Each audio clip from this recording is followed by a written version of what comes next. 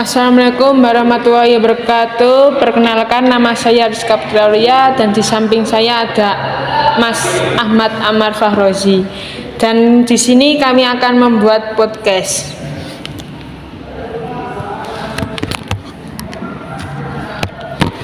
Di era digital saat ini, kira-kira Mas Amar ini mau menjalankan bisnis apa atau sudah punya bisnis sendiri? Kalau bisnis itu sudah ada. Di rumah itu ada dua ya. Yang pertama itu konveksi, yang kedua itu usaha kebun blimbing. Tolong ceritakan sedikit tentang bisnis yang akan Mas Amar jalankan. Kalau untuk sekarang saya itu lebih fokus ke buah blimbing ya. Kalau untuk sekarang. Kenapa di era digital ini kok Mas Amar itu memilih bertani buah blimbing? Ya karena saya itu hobi ya tanam-menanam. Jadi saya itu suka bertani. Meskipun orang-orang itu bilang tani itu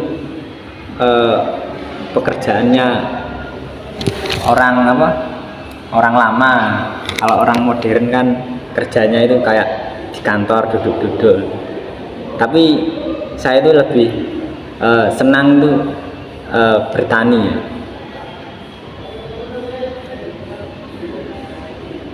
Kendala apa yang dihadapi atau dialami Mas Amar dalam usaha pertanian buah blimbing? Kalau kendalanya itu yang pertama itu hama tikus, yang kedua lalat buah. Kalau hama tikus itu nyerangnya itu waktu buah itu sudah mendekati matang. Kalau lalat buah itu sebelum matang. Itu kendalanya ya cuma dua, itu kendala utama. Bagaimana perawatan untuk pohon blimbing?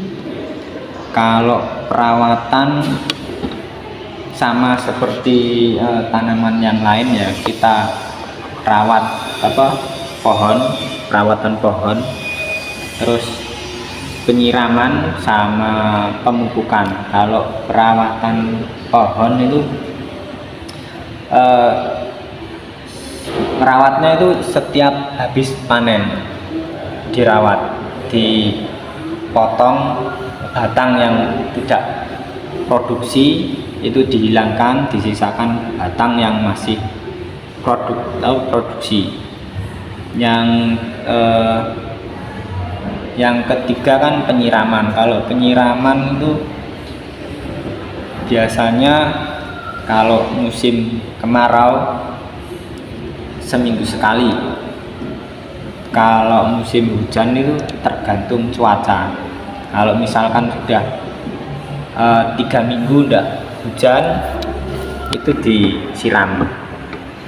Terus pupuk yang Mas Amar buat itu pupuk apa? Organik atau non organik? Kalau pupuk itu pakai pupuk kandang. Terus kalau pakai pupuk organik itu saya pernah coba, tapi saya lebih suka pupuk kandang. Karena kalau pupuk organik itu hasilnya itu lebih memuaskan daripada pupuk kimia yang bisa membahayakan bisa membahayakan Konsumen. bukan konsumen, pohon blimbingnya itu bisa membahayakan pohon blimbing. Karena kalau pakai pupuk kimia, buah yang dihasilkan itu teksturnya itu keras, terus airnya itu kurang, jadi digigit itu keras, terus kadar airnya itu berkurang. Meskipun hasilnya manis itu, tapi buahnya itu keras ya. Kalau organik itu tergantung musim. Kalau musim hujan itu rasanya agak berkurang ya manisnya. Tapi kalau musim kemarau tingkat kemanisannya itu bisa maksimal karena kadar air dari buah belimbing itu lebih sedikit waktu musim kemarau. Kalau musim penghujan itu kadar airnya itu lebih banyak. Ya, terus pupuknya itu katanya Mas Amar itu kan pupuk organik ya. Ya. Lah itu kan pupuk organik itu kan ambil di kandang. Ya. Nah, itu Mas Amar itu beli atau gimana? Kalau pupuk itu kita kerjasama sama orang-orang yang punya kambing, karena saya pakainya itu pupuk kotoran kambing bukan kotoran sapi. Kalau kotoran sapi kan kena panas, kena hujan itu masih keras ya. Kalau kotoran kambing itu kena panas, kena hujan itu nggak lama itu dia cepat terurai, jadi bisa jadi satu dengan tanah ini lebih cepat. Kalau untuk mendapatkan itu saya bilang tadi kerjasama, saya tukar dengan pakan.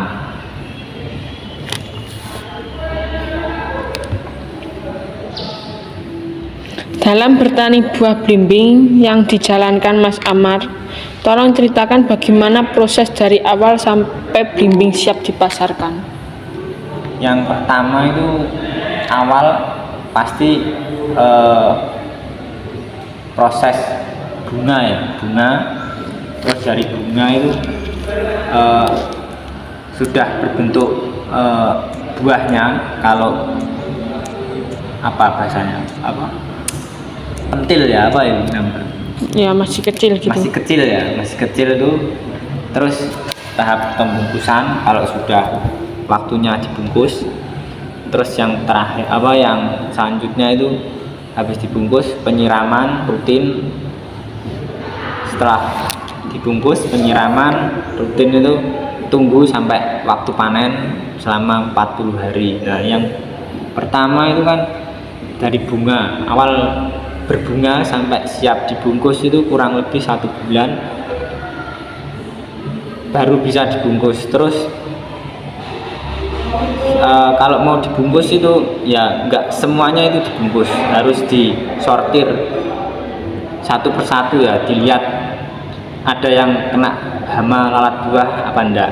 Kalau ada yang kena hama lalat buah itu biasanya ditinggal, cari yang belum kena hama lalat buah. Karena kalau kena hama lalat buah itu belimbingnya itu belum sampai matang itu sudah rontok.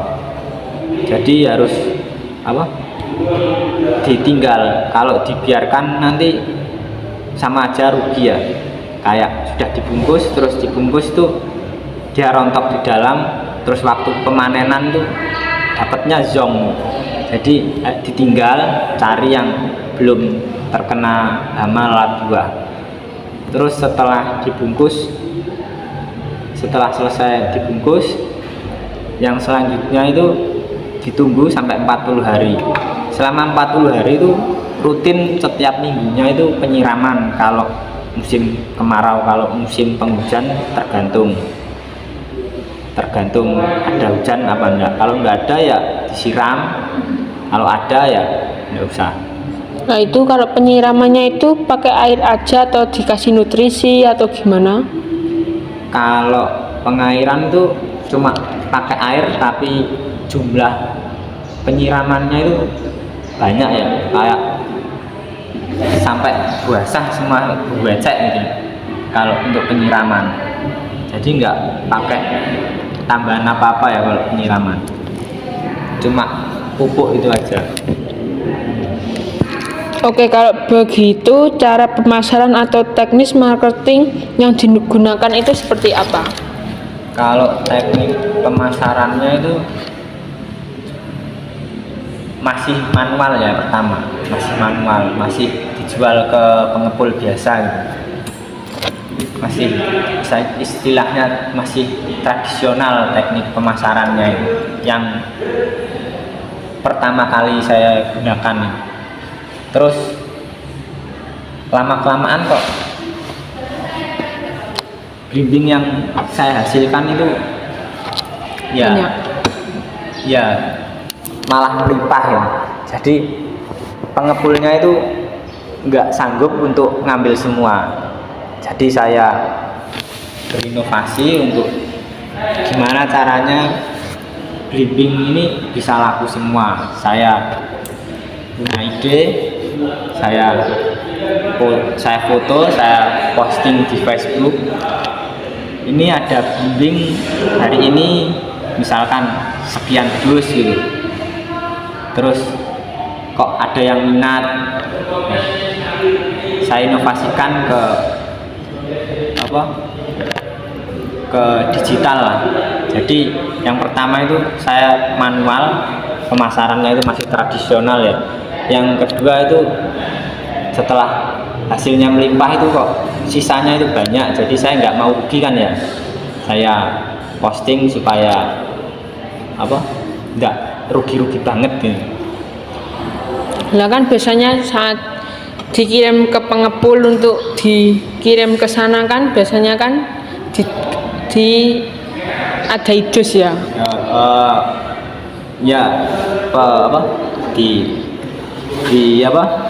Di dus-dus. Pengemasannya atau? Ya pengemasannya kan Kalau- di ya, dus. ya. Lah itu kalau cara mengatasi kalau ada yang benjot atau rusak itu gimana? Kalau itu sudah dipikirkan, kalau misalkan setiap dus itu rata-rata isinya 17 kilo. Ya. Nah, dari 17 kilo itu kan misalkan ditaruh ke kendaraan kan, misal ada goyangan sedikit kan, ada yang rusak gitu, ada yang istilahnya bentus gitu. Ya. Nah, di situ saya akali, misalkan per kardus itu isinya 17 kilo, saya lebihi 1 kilo. Jadi isinya itu per kardus itu 18 kilo, tapi di atasnya itu saya tulis 17 kilo. Yang 1 kilo itu baratnya untuk pengganti untuk yang cacat, bibin yang cacat itu, supaya pengepulnya itu tidak rugi. Nah, timbangannya itu juga kayak mantep, tidak kurang timbangannya. Nah kan di pengepul itu biasanya kan nanti nggak takut kalau ada dicuri atau gimana gitu. Kalau itu udah ya kan, kirimnya itu saya nggak tahu. Kalau kirim kan belum pernah ya kalau kirim. Soalnya saya jual itu misalkan saya hubungi pengepulnya, kan pengepulnya itu perempuan ya, Mbak tanggal sekian panen, butuh berapa dus. Oh iya Mas, butuh 25 dus. Nah, terus 25 dus itu orangnya sendiri yang ngambil. Kalau untuk kirim keluar kota itu belum ya. Ini ada ini misalkan yang Terus menurut Mas Ahmad bagaimana dengan harga pasaran buah belimbing untuk sekarang? Apakah harga stabil atau tidak? Kalau untuk harga itu tergantung musim. Kalau musim buah, entah pokoknya musim buah ya. Musim buah yang paling harganya belimbing tuh turunnya itu jauh gitu ya. Itu musim buah mangga sama buah nangka. Itu paling jauh turun dari misalkan 14.000 per kilo ya, buah belimbing bisa jadi per kilonya itu 10 kilo 10.000, jadi turunnya itu agak jauh ya. Nah kalau musim hujan kan biasanya kan rasanya itu kan kecut atau sepet gitulah, itu apakah Mas Amar nggak rugi atau dijual murah? Kalau kecut enggaknya itu ya, kalau musim hujan itu memang rasanya itu agak kecut, tapi tidak terlalu kecut ya, cuma tingkat kemanisannya itu berkurang cuma sedikit ya, nggak terlalu besar ya pengaruhnya untuk soal rasa kalau soal musim hujan, musim kemarau. Tapi kalau musim kemarau itu memang tingkat kemanisannya itu lebih maksimal daripada musim hujan. Bagaimana dengan harga yang Mas Amar gunakan? Apakah sesuai dengan harga pasar? Kalau harga saya masih ikut harga pasar ya. Harga pasarnya misalkan mahal, ya saya ikut mahal. Misalkan per kilo 14.000, saya ikut per kilo 14.000. Terus kalau turun musim kayak musim buah mangga misalkan jadi 10.000 per kilo itu ya saya juga ikut turunkan harga. Tapi kalau buat ngecer kayak beli di kebun pas waktu panen kan pasti ada yang beli ke kebun langsung, ada yang beli ke rumah, tanya ke rumah. Kalau beli kayak gitu harganya itu biasanya saya naikkan. Misalkan harganya waktu mahal 14.000 saya naikkan itu 16.000. Kalau murah itu kan 10.000 ya saya jadikan 12.000. Nah harga 16.000 itu waktu mahal itu kelasnya itu bikinnya itu ukuran yang paling besar ya, ukuran jumbo lah. Bagaimana keadaan persaingan pasar? Kalau persaingan pasar bisa diakali ya kalau persaingan pasar. Kalau keadaannya ya memang kalau panennya bareng itu pasar persaingannya itu agak ketat ya. Istilahnya oyoan, pengepul oyoan. Misalkan kebun tetangga itu sudah panen, kebun saya juga sudah panen, terus mau panen lagi itu kayaknya itu sama-sama barengan gitu. Nah itu tuh pasti rebutan pasar. Jadi kalau seperti itu kan harganya biasanya juga ikut turun meskipun sedikit gitu ya. Jadi bisa diakali juga ya kalau persaingan pasar ini. Ya kalau musim hujan itu memang Inovasi apa saja yang akan kamu lakukan dalam bisnis? kalau inovasinya ya sudah saya lakukan, terlalu besar ya. Sebetulnya sudah saya lakukan ya. Yang dari manual menjadi digital itu tadi. Terus saya mau inovasikan lagi pada jualnya itu bukan hanya di dalam kota, tapi saya mau jual itu ke luar kota biar jangkauan pasar saya itu lebih luas. Dengan cara saya upload terus saya jual ke lewat Facebook, dan saya nguploadnya itu ke grup luar kota. Jadi ada pengepul luar kota, misalkan kalau ada pengepul luar kota yang minat kan saya bisa coba masuk ke pasar situ. Nah, kira-kira dampak positif dan negatifnya ke Mas Amar itu apa saja? Kalau dampak positif ya harganya itu biasanya dampak positifnya itu misalkan rawat bimbing itu semuanya itu bisa diakali ya, bisa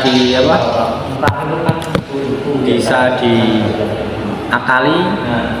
Misalkan mau panen kapan, terus ditunda juga bisa, ditunda ditunda untuk pembuahan juga bisa. Jadi gampang lah untuk